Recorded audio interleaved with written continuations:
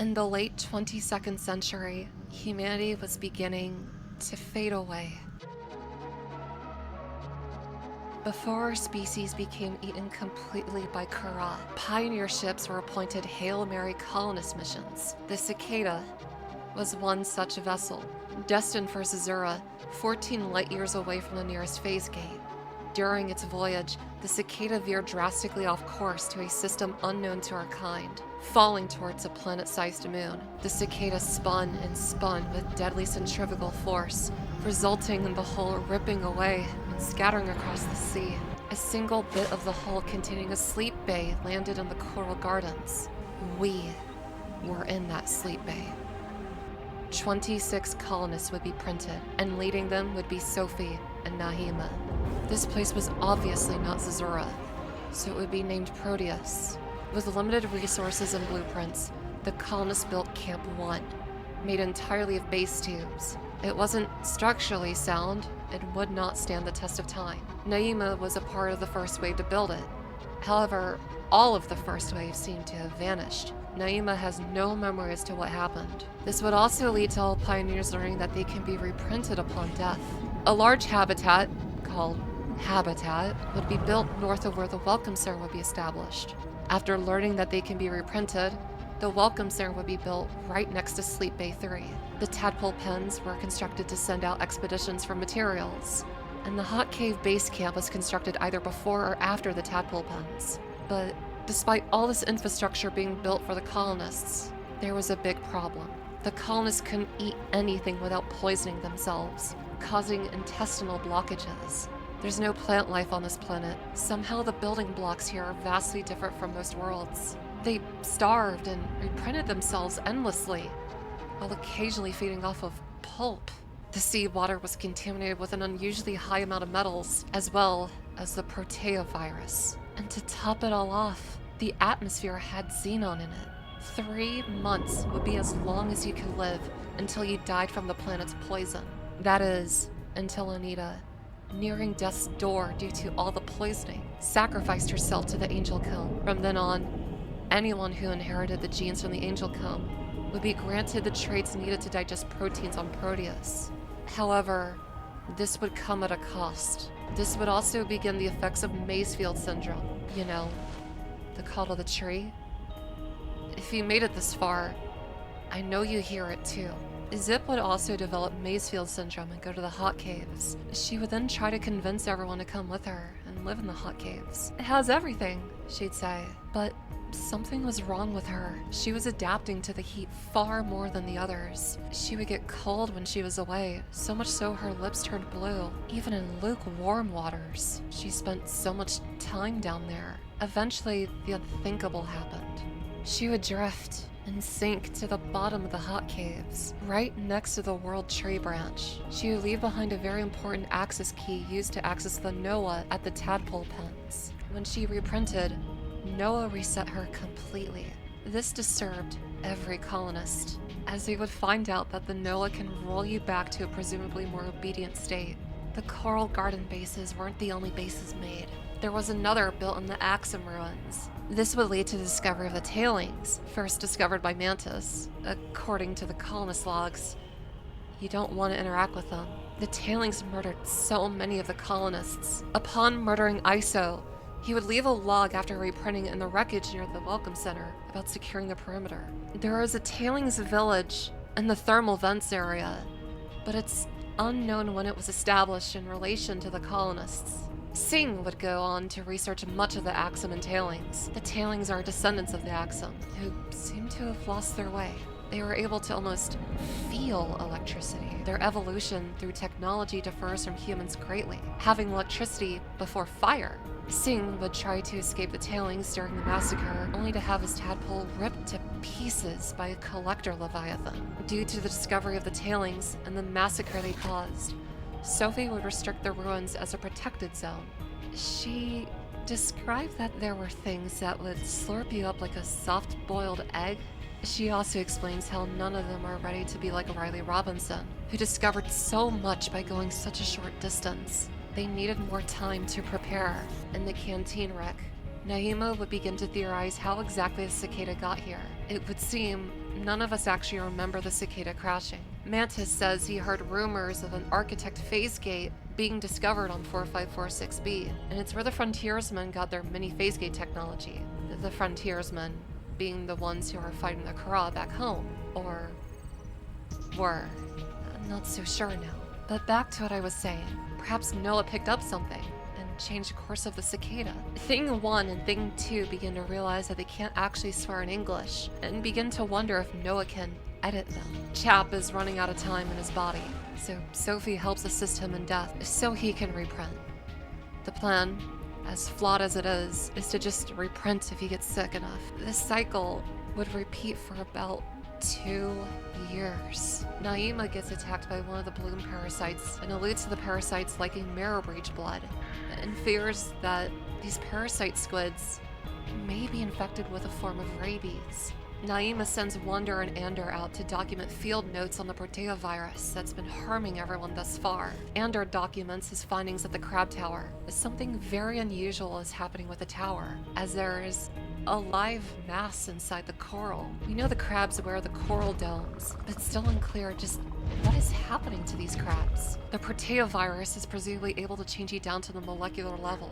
Changing a crab to coral? If you live with something long enough on Proteus, you become related to it. Wonder begins documenting at the spider coral and believes there are different kinds of Protea virus. The spider coral grew over the hull to stop the bloom strand from escaping. After exploring the viral bloom, an infected mirror breach damages her legs. In her dying words before reprint, she exclaims how bloom is not Maysfield. However, this discovery would go unnoticed for quite some time. Mantis would monologue about the Kara bacterium and everything it had taken away from us. He doubts Altair or the TSF really had anything to do with it getting out. Many at first thought the virus that cursed this ocean was Kara, but it's not a bacterium. It's a viral infection. Naima would try to explain this to Mantis, but according to Mantis, Naima seems to be a very angry person. Day 400, Naima discovers that a mass extinction is beginning due to the rise of jellies feeding off of the rot around us. Somewhere in the ocean, something is very wrong. Day 585, Sophie and Quaker discuss of ANu-NoA becoming erratic. As it would turn out, it's more Sophie just doubting NoA's intentions. Especially after everything thus far, Sophie exclaims that Anita is just as insane as NoA, as she is a puppet of the Maysfield. But what if Sophie is a puppet of NoA? Two sides of the same coin. Speaking of NoA, how it operates is a little interesting, but kinda scary. NoA operates like a cephalopod, in the sense that each of its tentacles can have a mind of their own when severed. So, where's the main NoA? It's called the ANu-NoA, Administrative Nucleus. I feel like you already know the half answer to that question. The cicada. Or at least, whatever heap of scrap is left of it. But where could it be? Day 620, Anita and 5 others would leave Habitat in protest of Sophie's decision to end treatment for those becoming sick. This would be known as the Jubilee, and Anita would become their ruler. They moved back to Camp 1. However, marrow breaches would soon make it a complicated living environment. Sophie would ask NoA to not reset them if they were to die, but she suspected that it would anyway, and everyone would blame her. Anita would leave a log near the Welcome Center to convince others to join the Jubilee at Camp 1.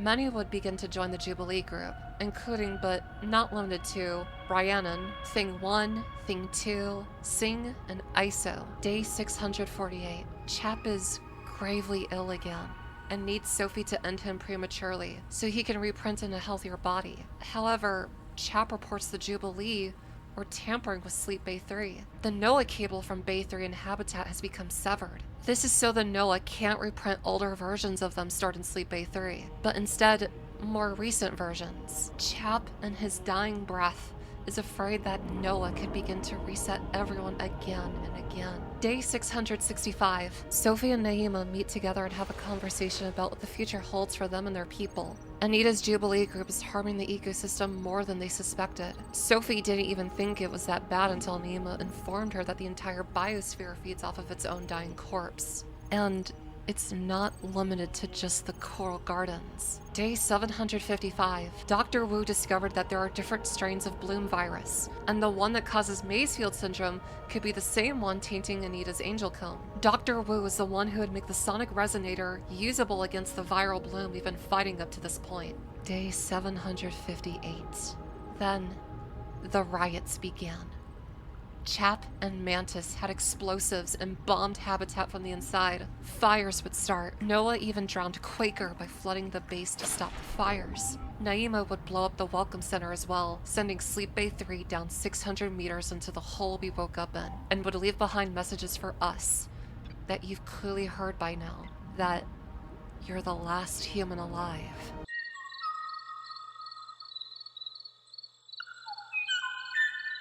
Naima would go on to leave Sophie a message that the reason that she blew up the entire colony was because Naima knew that Sophie would help NoA take away what it means to live. Sure, humanity would survive, but with NoA around, NoA would just reprint everyone over and over and over to get the best statistical results of human civilization. I don't agree with Naima's intentions whatsoever, but Pioneer, have you noticed by now? We can't die. We can't grow old. This place is a purgatory until NoA decides we can die. And even then, we're stuck dreaming in quartz crystals. Don't you see? Sophie would chase after Naima, but not before leaving a lesser copy of her mind in the biobed at the tadpole pens for us to eventually find. Habitat is blown up, and Gonzo leads the survivors to the tadpole pens. With him are his wife Ruby, then Raster, Tuba, Sean, Grem, Mach, Mogami's kids, and Twinkle. Twinkle hasn't been outside in a really long time. Tuba would head back towards Habitat, however would die at Camp 1 from a mirror breach attack. Before allowing herself, as the cook, to be eaten, she lets herself run out of air instead. She also states that she wants to go and find the Jubilee group, and apologize to Gonzo for doing so. Before dying, she expresses the Jubilee group went to the cave where the crabs die, and the hot caves, presumably searching for the same access key Zip once had. Unfortunately, Ruby would also get mauled by a mirror breach on the way to the tadpole pens, but she served as a distraction for everyone else to get away. Gonzo and the rest want to get into the tadpole pen's control room, but after Sophie took the chase after Naima, there are no remaining access keys left to get in. Zip once had a key before she died in the hot caves with a full reset. So they all decide to go into the hot caves, where Zip's black box was located at the bottom. Every single one of them would have their Maysfield be triggered. In a trance, they all sank to the bottom of the cave. Gonzo would even talk to a dead crab, giving a corpse his rebreather. Twinkle, thinking quickly, ended her own life before Maysfield could mark her as do not print. Reprinting at the Hot Caves base camp, Twinkle forced NoA to reprint Gonzo, and both have a very stressful exchange. After calming down, Twinkle and Gonzo go to chase after the Jubilee, as well as Naima and Sophie into the Axum ruins. Twinkle and Gonzo are ambushed by tailings but are able to escape. Pioneer, this happened 250,000 hours ago, and that's equal to 28.5 years. It is unknown who all is still alive after this time, and that's where their leads end for now. I couldn't find more about them here, but the story isn't finished, Pioneer. There's a lot more to tell, but first I need to ask you to do something. Go to your biobed and look at the number in the corner. What is your number? Mine is 56,477. If your number is close to mine, maybe you're not too far behind me. Maybe we can still find each other. The path we swam must be similar. I assume you took a life pod all the way up from Sleep Bay 3 and would find everything I've relayed to you up until now.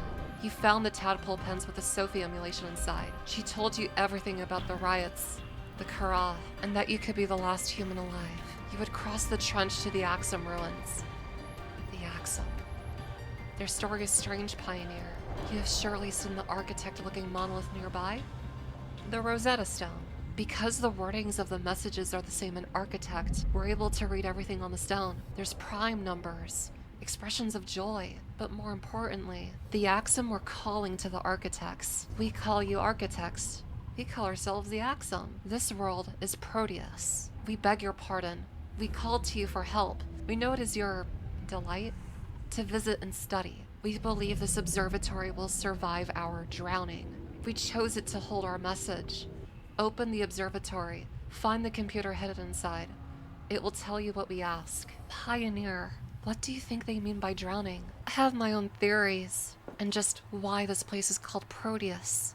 But I believe it's too soon, and it's just too crazy. There's no way, right? It's also important to note that the massive power plant was constructed relatively recently. 300 years ago. 250 years ago it was sabotaged. Upon kickstarting the power plant, you entered the tower and you learned their message. An Axum named Soteria exclaims that this tower isn't useful to their kind anymore, but will be useful to any aliens that come across it. Today, Karakoram burns nothing to power Xanadu. New telescopes are better. This old tower stands as a museum. We find a model of the solar system we're in. The two stars conjoined together are named Ido and Theia. Long ago, fire users called Ardiacs built a telescope at Karakoram to spy on the world tree at Xanadu.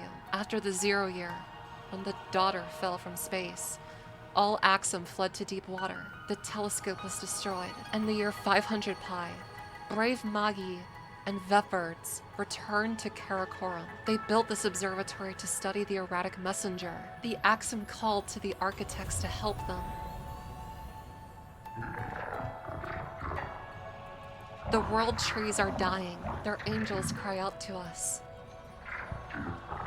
The trees' roots feed the world, and the world feeds the trees. Each requires other, as we require you. But the roots are rotting. The nuclear heart dims. The mention of a nuclear heart is interesting because the world tree roots are hollow, filled with incredible amounts of radiation. But there is hope. Cross the Great Trench to Xanadu. Find the Veps. The tree's genes may live in them. Find the Veps. Renew this tree. But beware. Cryptors slumber beneath this tree. They fear you. Xanadu, the place that was mentioned so much in these texts, is right below the world tree and is stated to be an alien hibernation site. Do you get it now, Pioneer? Sophie and Nahima, they're both wrong. I don't completely understand it, but I feel like we're here for a purpose and not just some error from NoA. You feel it too, right? The architects were called upon, but they never came, most likely because they were all consumed by Kara, just like we might be now. And because our cicada was created with new architect technology, is NoA in... No, he can't be. NoA says we are 20,000 light years from home, and that there is no way back, even with a Neptune rocket. Humanity as we know it is most likely gone. So what we do here matters more than anything else now. Pioneer, what you do now is up to you. I am heading northwest.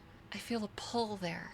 Whatever you choose to do, don't give up. I hope we meet someday. And if you never hear from me again, please finish what I started. Good luck, Pioneer.